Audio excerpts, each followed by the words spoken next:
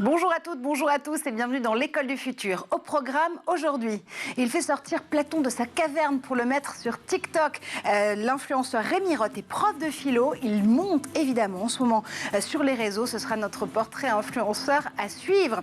Gaël Musquet aujourd'hui a une idée derrière la tech. Et Gaël, on l'utilise quand on paye sans contact, quand on va biper notre carte de transport. La technologie NFT existe depuis plusieurs décennies et pourtant, elle n'a jamais été autant d'actualité. Oui, le NFC est devenu d'un usage courant et transparent à ce point qu'on pense que c'est magique. Je vais essayer de décrire un peu comment fonctionne cette technologie dans cette chronique. Il y a de la magie et de la technologie en même temps, vous verrez dans un instant. Notre question du jour, mobiliser nos invités. Tiens, justement, leçon du changement climatique au décrochage scolaire.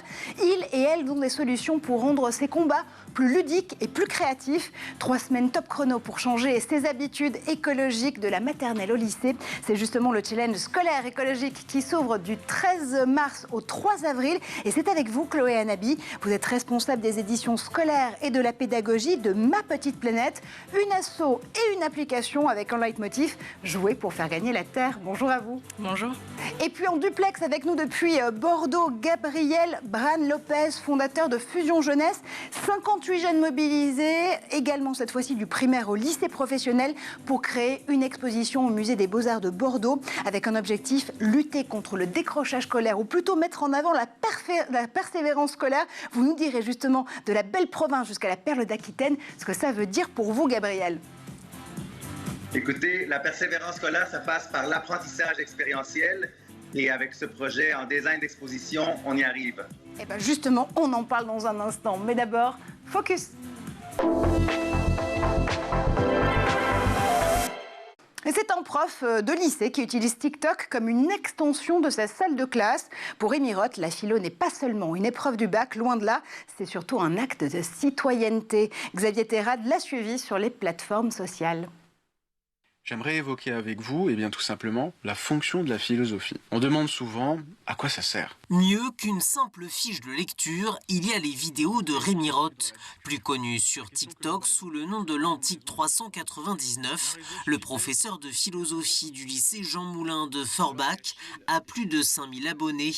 C'est à la bibliothèque de Nancy qu'il a tourné certaines de ses vidéos dans lesquelles il rappelle les éléments essentiels du programme. Même si Freud n'existe pas, les thèses de Freud, notamment relatives aux rêves, sont déjà présentes en partie chez Platon. En 2022, ces cours ont tapé dans l'œil de M6.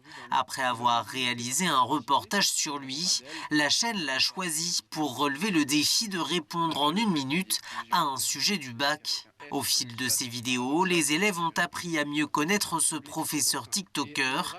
Rémi Roth a la philo cheville et au corps. Même ses tatouages ont un sens philosophique. J'ai un certain nombre de tatouages qui représentent des éléments de la nature. Le principal, le premier que j'ai fait, est un bâton d'Asclépios. C'est un symbole mythologique grec, une fois de plus. Asclépios, c'est le dieu de la santé, de la médecine. Vous avez peut-être déjà vu cet élément sur les pharmacies, par exemple. C'est le symbole de l'Organisation mondiale de la santé. J'ai voulu rajouter des feuilles d'olivier à ce tatouage pour évoquer une fois de plus la Grèce antique. Le deuxième, cette coupe avec ses feuilles, il s'agit une fois de plus d'une référence à la philosophie, un événement très marquant, la mort de Socrate. C'est notamment pour ça que le pseudonyme est l'Antique 399, 399 étant la date du procès et de la mort de Socrate. Avec sourire, Rémi Roth répond aux sempiternelles questions philosophiques du genre « Qu'est-ce que l'art ?» Mais je ne sais pas quoi dire. Étant donné que l'art est quelque chose de subjectif, tout peut être art. Avant de se quitter, l'Antique 399 laisse un dernier conseil à tous ceux qui préparent le baccalauréat. Il ne faut pas prendre l'épreuve de philosophie comme quelque chose d'extérieur à soi, mais comme un défi que l'on se donne à soi-même. L'ultime conseil que je peux vous donner pour le jour du bac, c'est de vous faire plaisir, on le verra avec la notion de bonheur, mais également de prendre la question comme si elle vous concernait. Rémi Roth ou le prison break de la philo, si je comprends bien. Gaël, tu veux aussi nous parler de tes tatouages ? Ouais, j'ai des petites anecdotes avec mon écrevisse tatouée dans le dos. Ma grand-mère n'avait pas la référence du scorpion. Donc voilà, on n'en a pas beaucoup, on est pauvre en scorpion en Guadeloupe. Voilà. Ouais, 103 ans bientôt, ma métitine. Petit salut. L'écrevisse guadeloupéenne bien connue. Évidemment, ce sera le nouveau surnom de Gaël Musquet. Dans cette émission, tout de suite, on va se mobiliser pour pouvoir avoir un meilleur mindset en matière justement de culture écologique ou lutter contre le décrochage scolaire, plutôt mettre en avant la persévérance qui va avec. Justement, on en parle avec nos invités, Chloé Anabi et Gabriel Bran-Lopez. C'est tout de suite la première partie du talk. Et à nos côtés, justement, aujourd'hui, pour pouvoir parler de ces initiatives complémentaires, Chloé Anabi, vous êtes donc responsable des éditions scolaires et de la pédagogie de Ma Petite Planète. C'est à la fois une asso et une application avec un leitmotiv, jouer pour faire gagner la Terre. On va y revenir dans un instant. Gabriel Bran-Lopez, vous êtes le fondateur de Fusion Jeunesse, du Québec jusqu'à Bordeaux. Vous transportez la persévérance scolaire par la création, par le numérique, par l'envie de pouvoir passer par le jeu et par le faire pour pouvoir mettre justement en application l'ensemble de la pédagogie et des matières qu'on peut apprendre en cours. Là aussi, on va revenir à une initiative extrêmement originale, une exposition que vous êtes en train de travailler avec 58 jeunes de la maternelle jusqu'au lycée à Bordeaux et en Nouvelle-Aquitaine qui verra le jour au mois de juin au Musée des Beaux-Arts de Bordeaux. D'abord, Chloé, Ma Petite Planète, c'est une association qui a été lancée en 2020, si je ne m'abuse. L'idée, c'est d'agir pour l'environnement, se dire que c'est l'affaire de toutes les générations, littéralement. Exactement, c'est ça. L'idée est venue à l'origine de sensibiliser, les cofondateurs, Mathilde, Clément et Christian ont voulu sensibiliser leur entourage, tout simplement. Et l'idée ensuite est venue de travailler dans les entreprises, de mettre en place le challenge de défis écologiques au sein des boîtes. Et ensuite, l'idée par des parents qui avaient participé aux éditions, de voir comment est-ce qu'on pouvait sensibiliser leurs enfants. Et donc, c'est là qu'on a commencé à tester la version scolaire avec Océane, la première enseignante, qui a mis en place le jeu dans son collège avec des 5e. Et au fur et à mesure, voilà, aujourd'hui, on est à énormément de classes qui ont participé. 105 000 élèves sont passés à l'action pour la préservation de l'environnement. On va revenir sur ces chiffres qui sont littéralement impressionnants. Encore une fois, en 3 ans, énormément de publics conquis, à la fois par les défis très pratico-pratiques, si j'ose dire, et ludiques que vous leur proposez. Le principe, si je ne m'abuse, c'est qu'on a 3 semaines top chrono pour réaliser un certain nombre de défis. On va du coup devoir se référer à l'application pour pouvoir valider ces défis, les suivre, les accomplir et puis surtout montrer les preuves des défis qu'on a bien réalisés. Vous demandez des preuves en images, des photos, si je n'ai pas de bêtises. C'est ça, des photos ou même des messages, des mots dans le carnet de correspondance pour les parents aux enseignants, pour pas forcément être tout le temps sur les écrans ou faire place au numérique. Mais du coup, c'est exactement ça l'idée. Les élèves vont pouvoir prouver les défis qu'ils auront réalisés à la maison, puisqu'il y a des défis à réaliser à la maison ou en classe, par l'application qui est à destination seulement des enseignants pour le moment. C'est ces derniers qui vont pouvoir valider les défis de leurs élèves. On va avoir des défis vraiment sur tout un tas de thématiques, sur la créativité, sur la mobilité, la biodiversité, justement pour recréer un lien avec la nature, qui est du coup notre but premier, sensibiliser et faire en sorte que les enfants se sentent plus proches, les enfants et les adolescents même, se sentent plus proches de la nature. Oui, parce qu'encore une fois, ce sont des défis qui sont adressés justement pour cette 5e édition du Challenge scolaire écologique du 13 mars au 3 avril. Vous avez compris, on a 3 semaines pour pouvoir les réaliser, de la maternelle jusqu'au lycée. Encore une fois, ce sont les enseignants et les enseignantes qui vont driver les challenges à réaliser par chaque classe. Et puis, ils vont pouvoir travailler ces élèves en petits groupes ou c'est chacun personnellement qu'ils doivent s'engager pour relever un défi. Alors, justement, c'est toutes ces échelles à la fois. On va avoir justement les défis qui sont à réaliser individuellement, finalement, où chaque élève peut réaliser les défis. Ensuite, ils sont quand même répartis en équipes, notamment au collège et au lycée, où on aime bien avoir cet esprit-là, cet esprit d'entraide, justement. En primaire, on va plutôt privilégier une classe, une équipe, justement pour avoir cette idée de coopération ensemble. Effectivement, ils vont du coup réaliser les défis à cette échelle-là. Donc, qui va leur apporter à chaque fois des groupes individuellement, à l'équipe, à la classe et ensuite même à l'établissement. J'imagine qu'il n'y a pas forcément de défi de se faire tatouer un scorpion ou une écrevisse pour préserver la planète, quoique on ne sait jamais, ça peut peut-être être le cas. Mais justement, un défi, ça se décide comment? J'imagine que c'est l'équipe de Ma Petite Planète, vous brainstormez, vous dites ok, ça ce serait un défi qu'on peut justement adapter à des élèves de maternelle ou de primaire ou de lycée ou de collège. Il y a une véritable agilité des solutions et des défis qui sont mis en place? Exactement, on va essayer vraiment d'adapter les défis à chaque fois aux âges des élèves. On va avoir 4 listes des défis à chaque fois fois pour correspondre au niveau des enfants. On va avoir une liste de défis pour les élèves de petite section au CE1, une autre pour les CE2, CM2, une pour tous les collèges et une pour tous les lycées, où justement on va s'adapter, on va réfléchir ensemble en équipe à comment adapter et à apporter également des ressources, à la fois pour les enseignants, pour les parents et pour les élèves, pour qu'ils puissent justement comprendre le pourquoi de leurs actions, qui est quand même nécessaire. On ne va pas leur dire de faire un câlin à un arbre sans vraiment leur expliquer pourquoi, même si c'est un défi très apprécié par les enfants, on ne va pas se mentir. Et quels sont les types justement de défis? Donc on peut justement embrasser cette câlinothérapie avec les arbres. Aujourd'hui, c'est vraiment notamment un réflexe qui est revenu justement très en vogue, se rapprocher de la nature, justement aller toucher ces arbres, aller toucher cette faune et cette flore, j'allais dire quasiment du doigt, c'est vraiment le cas. Je crois qu'on peut aussi réparer soi-même un objet, en se disant, aujourd'hui, il y a cette grande polémique sur l'obsolescence programmée, il y a même des lois qui ont été votées en France, notamment pour lutter contre, et en Europe aussi. Comment est-ce qu'on peut soi-même lutter au quotidien, recoudre un vêtement, par exemple, réparer un petit objet très rapidement? Est-ce qu'on peut découvrir de nouvelles saveurs en cultivant soi-même des fruits et des légumes? L'ensemble de ces défis, il y a des exemples très précis, peut-être certains défis d'ailleurs même qui vous ont beaucoup amusé à préparer avec l'équipe de Ma Petite Planète. Eh bien là, un nouveau défi justement qui va apparaître pour les CE2 collèges et lycées, c'est un défi qui s'appelle Vers les étoiles, donc sur la pollution lumineuse la nuit. On va inviter les élèves à observer le ciel et à se renseigner s'ils ne peuvent pas voir d'étoiles, puisque aujourd'hui, à Paris par exemple, on en voit difficilement, donc à s'intéresser aux étoiles et pourquoi finalement on ne peut pas les voir de partout.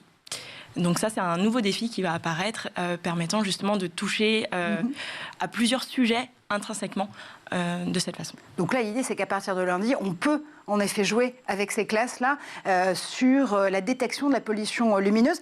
J'entends qu'il y a donc des établissements et des classes partenaires qui travaillent avec vous.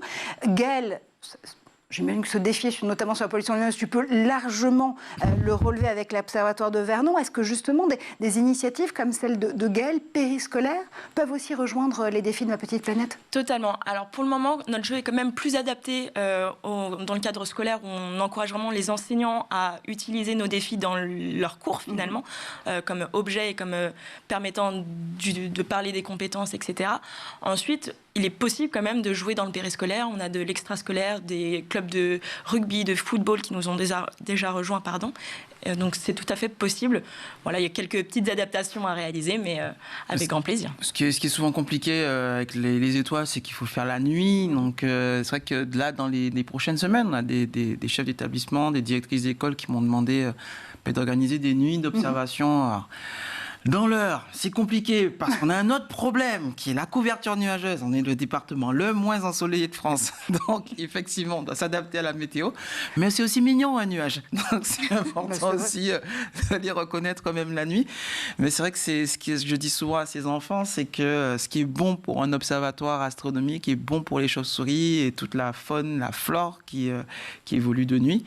Donc, c'est des activités qu'ils peuvent aussi faire de nuit avec leurs parents ou encadrés par des adultes avant d'aller dormir. Je ne sais pas si le prochain tatouage, du coup, c'est une chauve-souris ou en nuage. Bientôt. Tu vas nous dire bientôt. Prochain. Ah oui, on va s'intéresser au tatouage de Gabriel, si vous voulez bien, un instant. Enfin, je ne sais pas d'ailleurs, Gabriel, si vous avez des tatouages ou pas. Mais... Si, j'ai une biloba sur... D'accord. Alors, à Chloé, pour le coup, on a des décidément.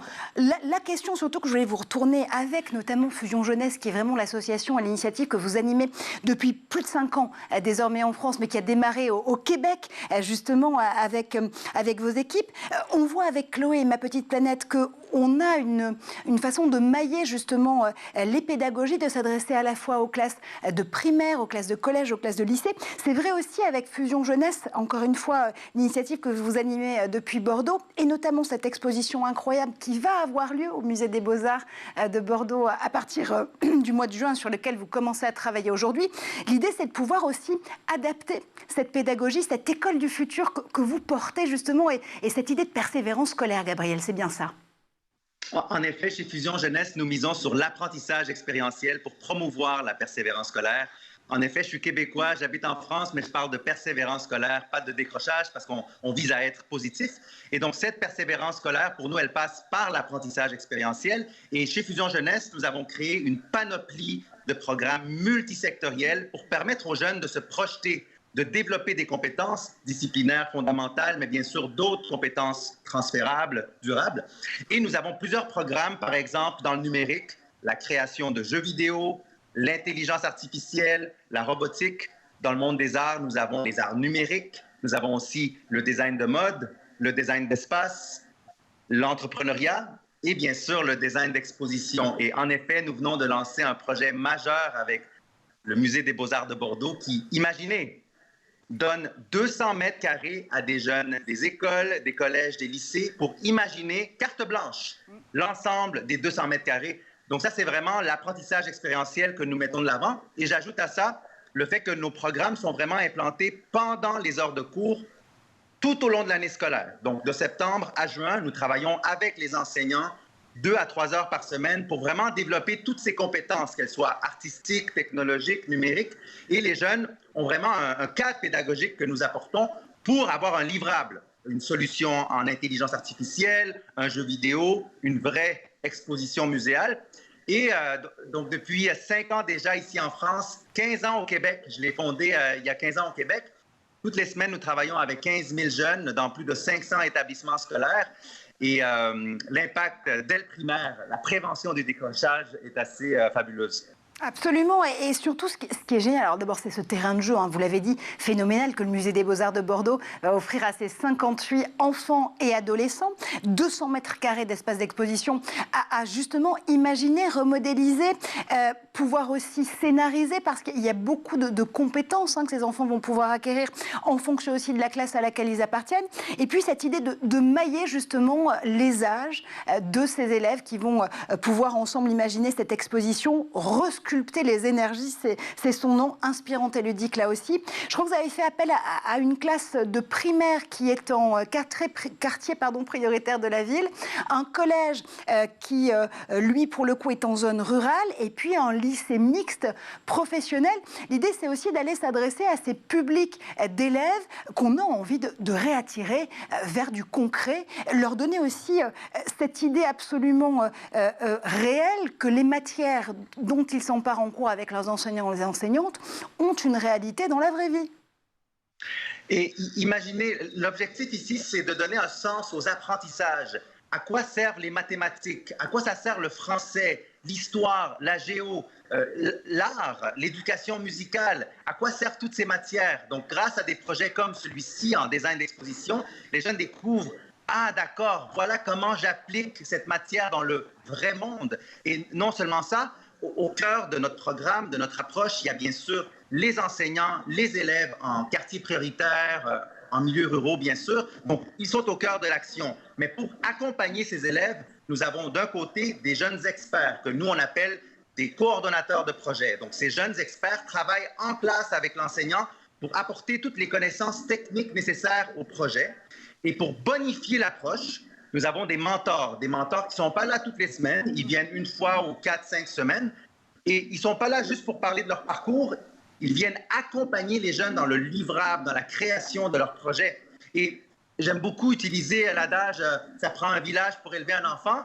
Moi, ce que je dis, c'est « ça prend un village pour garder un jeune à l'école ». Et dans ce village, il y a qui? Bien, il y a les parents, il y a les mentors, il y a les entreprises, il y a les grandes institutions, il y a les élus, il y a bien sûr les enseignants. Donc, il y a une panoplie d'acteurs. Donc, chez Fusion Jeunesse, c'est ce que nous faisons. Nous les apportons tout le monde ensemble, sous le même toit, dans l'école, dans un musée, pour mettre de l'avant ces fameuses compétences. Je l'ai mentionné, les compétences disciplinaires, mais pas que. Les compétences durables, transférables, comme la créativité, le travail d'équipe, la résolution de problèmes, apprendre à traiter, rechercher des données, de l'information. Donc, c'est vraiment le but de Fusion, et c'est comme ça que les jeunes réussissent à livrer, imaginez, une expo dans 200 mètres carrés d'un musée, pas un petit musée, un grand musée de renom ici à Bordeaux. Un village et une planète, parce qu'en effet, je vous voyais réagir, Chloé, à la façon dont Gabriel décrivait les initiatives de Fusion Jeunesse et de cette exposition Resculpter les énergies qui va voir le jour pour les visiteurs au mois de juin, mais sur lesquels travaillent déjà ces 58 enfants et adolescents. On se dit qu'en effet, chez Ma Petite Planète, l'idée de lancer aussi ces défis pour pouvoir construire cette conscience écologique, c'est aussi pouvoir mettre en application ces matières qui sont apprises par les enseignants et les enseignantes. Se dire que quand on va observer par exemple les étoiles et la pollution nocturne, on met en place les connaissances en astronomie, mais aussi en physique peut-être, avec plein d'autres types de matières. Il y a à chaque fois l'idée de se dire qu'on donne du liant, on donne du concret à voir. C'est ça exactement. On essaie vraiment avec nos défis de être dans les programmes scolaires pour que les enseignants puissent les utiliser et raccrocher les élèves justement sur les compétences, etc. à acquérir.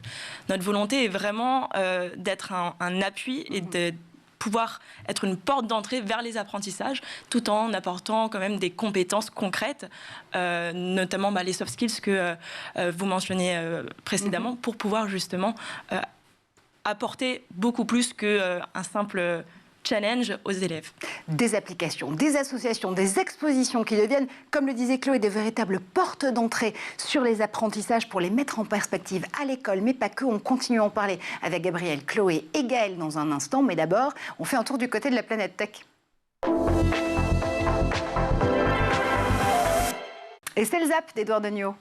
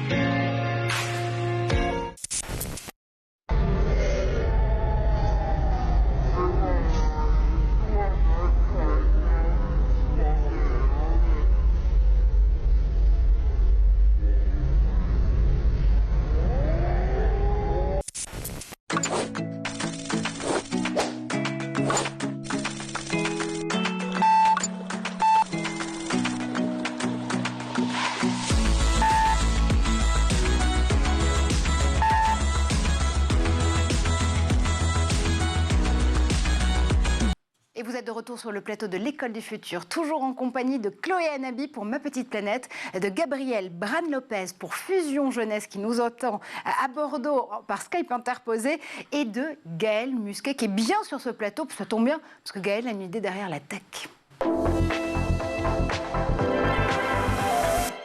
Et cette idée aujourd'hui, elle comporte en 3 lettres. NFC, c'est littéralement la technologie que vous utilisez sans même oser le demander.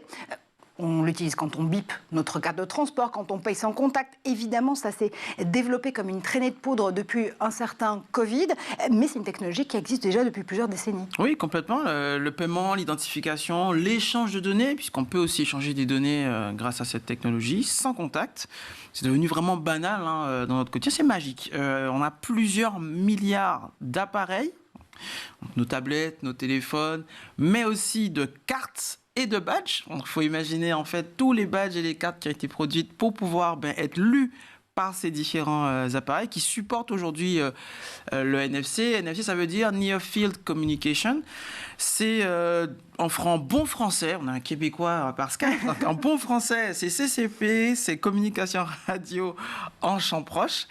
Et c'est pour vous rendre compte de l'ampleur aujourd'hui des usages du NFC, en 2021, grâce au Covid notamment, plus de la moitié des transactions faites par carte de crédit, carte bleue, ont été faites sans contact. Et donc imagine ce que ça représente, ce sont des milliards de transactions et donc forcément des milliards d'euros qui sont échangés chaque jour grâce à cette technologie. Et devant cette explosion d'usage, on imagine les enjeux économiques, les enjeux en termes de sécurité, de cybersécurité. Et j'ai envie de te dire aussi les enjeux en matière de sobriété énergétique et numérique, parce qu'on imagine que autant de milliers justement de transactions, c'est autant de milliers de données, ou milliards même pour le coup, de données envoyées d'un appareil à l'autre. Comment est-ce qu'on est arrivé à l'explosion justement de cet usage NFC ? Là, déjà, pour comprendre un peu cette explosion-là, on ne peut pas dissocier le NFC d'une autre technologie qui est plus ancienne, qui s'appelle le RFID, pour Radio Frequency Identification. Le premier brevet sur le RFID date de 1983 et c'est Sony et Philips en 2002 qui s'associent pour pouvoir poser les premiers brevets, les premières briques qui allaient devenir un standard ISO en 2003. Et en 2004, le NFC Forum voit le jour, avec donc toujours Sony, Philips, mais qui sont rejoints par Nokia, qui à l'époque était un acteur majeur de la téléphonie. Et Nokia, avec Philips et Sony, vont faire dès 2005. Donc imaginez, 2002, il y a ses premiers brevets, 2003, il y a le NFC Forum qui est créé, le standard naît. 2005, on a les premières expérimentations avec Nokia, Sony, en France, à Caen et à Nice, et aussi en Suède, sur le paiement, la validation des titres de transport et des achats en boutique. Et à partir de là, les grands opérateurs comme Orange, Vodafone, T-Mobile vont commencer donc à s'associer à des grands équipementiers, Google, Samsung, Apple, pour pouvoir mettre à disposition ces technologies sur les téléphones, évidemment, mais aussi les deux gros blocs de paiement par carte bancaire, Visa et Mastercard, qui s'associent aussi pour supporter sur les cartes, ce qui avait fait un flop un peu avant, la carte Monéo, je ne sais pas si vous vous souvenez. Non, je ne sais pas, j'étais pas née. Mais si, moi je l'étais, donc tu l'étais aussi. La carte Monéo, mais là on a une vraie fusion de tous ces usages-là sur un seul et même appareil aujourd'hui, le téléphone. Et donc le NFC Forum, qui est le consortium de tous ces acteurs du NFC aujourd'hui, regroupe plus de 140 acteurs. Bon, je ne sais pas s'il devrait te faire confiance, mais est-ce qu'il faut faire confiance à nos appareils NFC, tiens, justement ? Là, pour comprendre les vulnérabilités aussi, il faut comprendre aussi les technologies sous-jacentes. Donc, j'ai dit tout à l'heure que c'était de la radio. Donc, le NFC, pour fonctionner, il a besoin d'ondes électromagnétiques, de radio, d'émetteurs, de récepteurs, mais aussi d'antennes. Pour comprendre un peu où ça se situe, le NFC est basé sur une fréquence, le 13,56 MHz, on est dans la bande HF, qui au final permet d'avoir des débits assez modestes. On est entre 106 kbps par seconde et 424 kbps par seconde, ce qui est suffisant pour un paiement, pour échanger des informations, pour amorcer une connexion, se connecter à un réseau Wi-Fi et plein d'autres petites choses. Ce n'est pas du très haut débit, c'est pas fait pour ça. Ce n'est pas non plus de la très grande distance, c'est pas fait pour communiquer sur des kilomètres, sur des mètres, mais on est plutôt sur quelques centimètres de distance entre l'émetteur, le récepteur NFC. Et évidemment, malheureusement, la genèse en fait du NFC a été impactée par quelques failles qui ont défrayé la chronique. Malheureusement, les protocoles de chiffrement CryptoOne et Desfire sur les 4 MIFARE qui ont été produites à des milliards d'exemplaires n'étaient pas assez forts. Et donc, les appareils étaient suffisamment puissants pour casser ces protocoles de chiffrement et donc pouvoir utiliser sa carte de transport ou effectuer des paiements sans forcément avoir les crédits qu'il faut ou malheureusement aussi copier ces cartes et donc avoir des doublons comme ça qui traînent dans la nature. Quelque chose me dit que tu t'es déjà amusé à cet exercice. Oui, non mais en plus c'était le protocole d'Oyster, la carte de transport du métro londonien, du réseau de transport d'Istanbul et de beaucoup de réseaux de transport aux États-Unis. Il y a énormément de vidéos sur Internet au Black Hat ou à la DEFCON ou au Chaos Computer Camp qui montrent en fait et qui exposent toutes ces vulnérabilités, à la fois pour attirer l'attention, mais aussi susciter de la part des équipementiers un sursaut d'investissement pour pouvoir sécuriser beaucoup mieux ces cartes qui sont quand même au contact d'une forme aussi d'intimité, de notre sécurité, de notre vie privée, de nos moyens de paiement, c'est pas rien quand même. Et donc, Aujourd'hui, les principales failles sont basées sur des ruses. On va avoir des personnes qui vont se balader dans la rue, dans les transports, avec des terminaux de paiement qui vont déclencher, surtout que le plafond a été relevé, mais malheureusement des paiements. Donc le NFC, en matière d'hygiène numérique, c'est comme l'hygiène corporelle tout court. Il faut sortir couvert et blinder ses cartes avec des étuis qui sont de plus en plus disponibles. Désactiver les badges inactifs. J'ai une petite pensée pour notre producteur. Faire le tour des badges qui ont été distribués à d'anciens salariés, à d'anciens visiteurs. Éviter évidemment qu'ils soient dans la nature et bien évidemment les désactiver.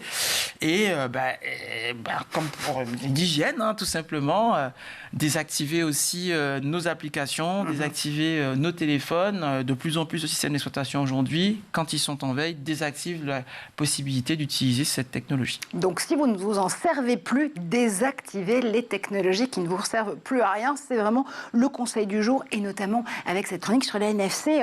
Gaëlle, Chloé, si on lançait un challenge écologique et numérique, tiens, Gaëlle, ce serait lequel ?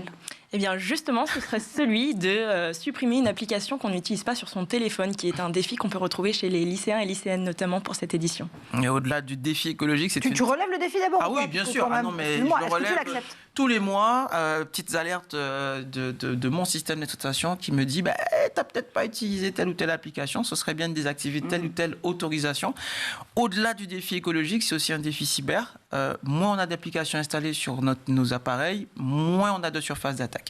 2 défis résolus en un à la fois. C'est de Ma Petite Planète et justement de cette conscience et de ces actes écologiques à pouvoir réaliser au quotidien. Et puis un défi cyber, là aussi relevé grâce à Gaëlle Musquet. Tout de suite, on continue justement à parler de ces initiatives qui nous permettent d'être mobilisés pour une conscience écologique, contre le décrochage scolaire ou plutôt pour la persévérance scolaire. Là aussi avec Chloé Nabi, Gabriel Bran-Lopez et Gaëlle Musquet. C'est la deuxième partie du talk.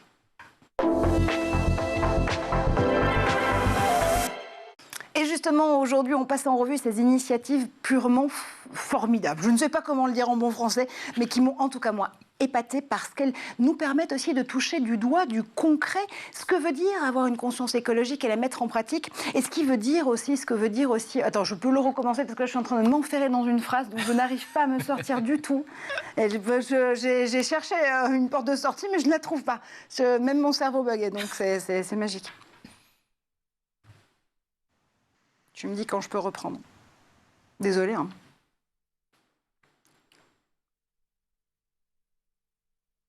Et vous le savez, aujourd'hui, on passe en revue ces initiatives qui nous permettent de mettre du concret dans les apprentissages, celui d'une conscience écologique d'un côté et celui justement de la persévérance scolaire d'autre part. Chloé, je le rappelle, vous êtes évidemment la responsable des éditions scolaires et pédagogiques de l'association et application Ma Petite Planète, qui nous met au défi, en tout cas pour les maternelles et pour les lycées, du 13 mars, de ce lundi, jusqu'au 3 avril, 3 semaines top chrono pour changer nos habitudes avec des défis très ludiques. Je crois justement que chez Ma Petite Planète, on est aussi très joueurs, on participe à ces défis.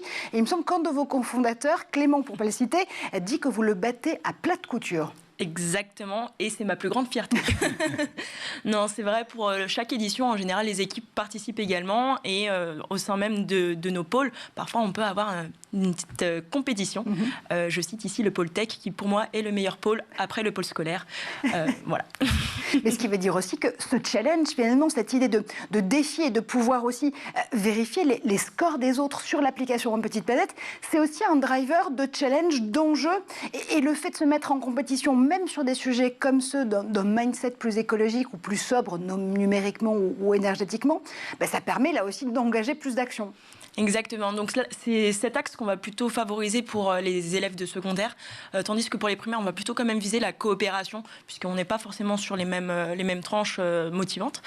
Et du coup, oui, effectivement, pour les secondaires, on va axer la compétition entre les équipes, entre les classes également, et même entre tous les établissements qui sont en train de participer à l'édition nationale. Là, aujourd'hui, pour tout vous dire, on a quand même 1700 classes qui sont inscrites et qui commencent aujourd'hui les défis de Ma Petite Planète pendant 3 semaines. Oui, c'est vrai que c'est des chiffres qui sont assez impressionnants. Je le rappelais tout à l'heure, Ma Petite Planète a été lancée en 2020. Aujourd'hui, il y a déjà 4750 classes et plus de 112 000 élèves qui ont été sensibilisés, plus d'1,5 million de défis écologiques réalisés par cette jeune génération. Vous allez même lancer une version, ou elle est peut-être déjà lancée d'ailleurs, en anglais pour pouvoir sensibiliser encore plus d'enfants et d'adolescents dans le monde entier, puis même de familles d'ailleurs tout court. Exactement. Là, la version anglaise est déjà disponible sur l'application, tout simplement. Et on est en train de travailler à la traduction espagnole cette fois, et peut-être bientôt ouvrir en allemand. Après, d'abord, les listes des défis sont traduites, le contenu est traduit, et ensuite, ce sera éventuellement mis sur l'application. Et l'idée, c'est ensuite de pouvoir travailler avec des écoles partenaires dans ces pays-là. Comment va se dérouler justement la curation aussi, pour pouvoir choisir les établissements avec lesquels vous pouvez du coup collaborer? En fait, chacun et chacune est libre de s'inscrire en téléchargeant l'application et en créant une classe, peu importe l'endroit où il ou elle est finalement. Et c'est ça qui est assez chouette. Là, on a déjà des établissements, des lycées français notamment, qui jouent de partout. Là, on a le lycée d'Oslo qui va rejouer pour, je pense, la 3e édition. On a des établissements au Maroc, etc., qui nous rejoignent déjà. Et également à la Havane récemment. Voilà, on a hâte de les faire jouer. Donc, c'est très simple finalement, en s'inscrivant sur l'application et en mettant en place le projet dans les classes. Il n'y a rien de plus simple. Ma petite planète au sens vraiment littéral du terme, vous l'aurez compris. Gabriel, je reviens vers vous parce que vous, le territoire finalement qui occupe Fusion Jeunesse, c'est celui de la francophonie. On le disait tout à l'heure, plus de 15 ans de travail avec le système scolaire et périscolaire québécois. 5 ans désormais en France, notamment avec la région Nouvelle-Aquitaine et aussi celle de Paris. Je crois que vous avez là aussi une très belle roadmap puisque vous allez vous étendre dans 8 grandes régions d'ici la fin de l'année. En effet, donc d'ici à quelques années, ce seront 8 régions. Et dans la francophonie, j'aimerais mentionner le travail que nous faisons au Sénégal. Donc, en milieu rural, en Haute-Casamance, nous avons lancé des projets en entrepreneuriat avec les enseignants et les proviseurs locaux. Donc, la présence de Fusion au sein de la francophonie est assez importante. Et pour revenir au grand chiffre, en effet, à travers le Canada, incluant le Québec, en milieu rural, urbain et autochtone au Canada. Et en France, en effet, on est né à Bordeaux, en Nouvelle-Aquitaine, une belle expansion en Île-de-France et très bientôt 8 régions.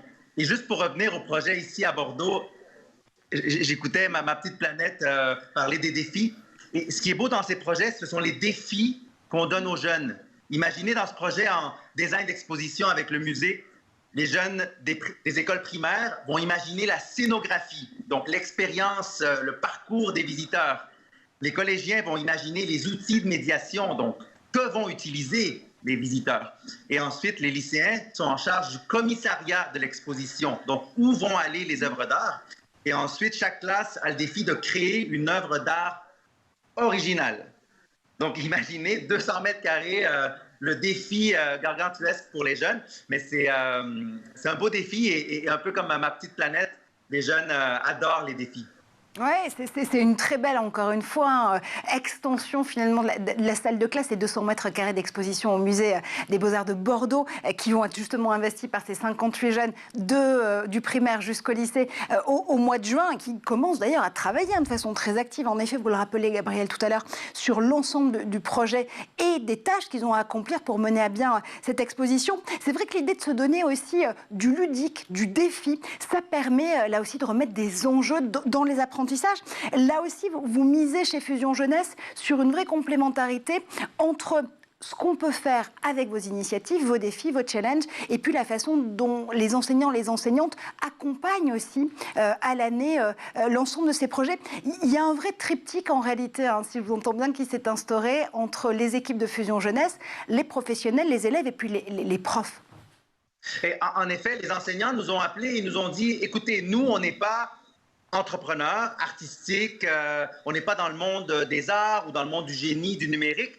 Nous, on a des connaissances, mais on a besoin de soutien, du soutien humain, technique et financier. Donc, c'est là où Fusion Jeunesse a imaginé le modèle. Comment apporter ce soutien 360 pour accompagner les équipes pédagogiques, les élèves dans le cadre d'un projet qui parfois se veut très compliqué. Imaginez créer une solution d'intelligence artificielle, de reconnaissance faciale ou vocale. Créer une exposition de 200 mètres carrés, créer un design d'espace dans une cour d'école, ça prend des mentors, un accompagnement, ça prend de l'argent. Donc, en effet, les enseignants veulent innover, mais si on veut vraiment soutenir les enseignants, il faut leur apporter le soutien humain, technique et financier. Et c'est comme ça que nous avons cette confiance des enseignants pour intervenir avec eux pendant les heures de cours. Et c'est ça qui fait que notre expansion dans 8 régions dans le cadre de France 2030 nous permet de collaborer étroitement avec les académies, les enseignants et bien sûr les chefs d'établissement. Et c'est ça l'école du futur, c'est offrir 360 de soutien aux équipes pédagogiques. Pour qui? Pour les élèves. Oui, parce que je rappelle que vous avez notamment répondu au cahier des charges d'un des challenges lancés par France 2030, ce grand programme d'accompagnement. Appel à manifestation d'intérêt, c'est celui auquel vous avez répondu notamment sur les questions scolaires et d'accompagnement justement des compétences. Ce que j'entends aussi dans la façon dont se complètent extrêmement bien vos initiatives, Fusion Jeunesse d'un côté et Ma Petite Planète de l'autre, c'est l'idée de se dire là aussi chez Ma Petite Planète qu'on va finalement avoir une véritable expansion en upgrade de la salle de classe. Ces défis sont réalisés en classe, mais pas que. Il y a une continuité qui s'instaure et là aussi, il y a aussi un regard qui peut être réapporté par les familles. Si les enfants arrivent et les ados arrivent en effet à relever les défis, ça veut dire que les adultes peuvent aussi s'y mettre. Ouais, exactement. C'est là où je rebondis sur ce que vous disiez tout à l'heure avec cette question de continuité pédagogique où finalement on sort quand même de la salle de classe, on va effectivement voir nos parents exactement. L'idée c'est qu'un élève qui par exemple a pour défi de ramasser les déchets par terre ou les mégots, etc., va te dire ensuite à son parent, mais papa ou maman, pourquoi est-ce que tu fais ça alors que c'est pas bon pour la planète? Dans ce cas-là, le parent va se dire c'est quand même puissant quand même ce que me dit mon enfant. C'est vrai que quelque part je dois peut-être moi aussi être cohérent avec ce que propose finalement la vie, on va dire. Oui, complètement. Où il faut vraiment faire attention à notre planète et du coup pour être cohérent et éduquer mon enfant au respect de la planète, au respect de chacun et chacune, parce que finalement c'est ça qu'il y a derrière. Je vais aussi moi-même mettre en application ce que mon enfant me dit. Là aussi, Gabrielle, chez Fusion Jeunesse, il y a une implication et un effet miroir très fort chez les familles et chez les parents. On rappelle que les classes que vous avez choisies, notamment pour mener à bien resculpter les énergies, cette exposition au Musée des Beaux-Arts de Bordeaux, implique une classe de primaire en quartier prioritaire de la ville, un collège en zone rurale et un lycée professionnel mixte. L'idée, c'est aussi de montrer aux parents de ces enfants que quand ils s'investissent, quand ils créent from scratch une exposition comme celle-là, ça permet aussi de les valoriser et d'avoir une vraie fierté de porter les talents de ces enfants.